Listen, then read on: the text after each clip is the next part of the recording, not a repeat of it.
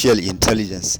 AI yana da matukar muhimmanci musamman a wannan lokacin namu, saboda yana warware matsaloli a cikin ƙanƙanin lokaci. Tarihin ɗan adam bai taɓa samun ci gaban fasaha ba kamar yadda ya samu a wannan lokacin na AI, saboda yana aiki kamar yadda mutum yake kai har ma da ɗori. Duba jiragen sama marasa matuƙi, duba motoci marasa matuƙi, duba mutum-mutumi, duba harkar lafiya, duba gona da dai sauransu. Lallai in ba mu yi taka tsantsan ba zai raba mutane da yawa da ayyukansu. To ya zama dole mu fahimce shi, mu rungume shi, mu ringa yin aiki tare da shi don a gudu tare a tsira tare. Da yardar Allah za mu ringa kawo muku darasi daki-daki akan artificial intelligence don a fahimta, don a gudu tare a tsira tare.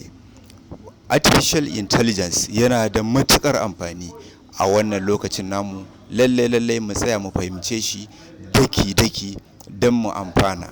Muna fatan Allah ya mana jagora. Sai anjima. Na gode.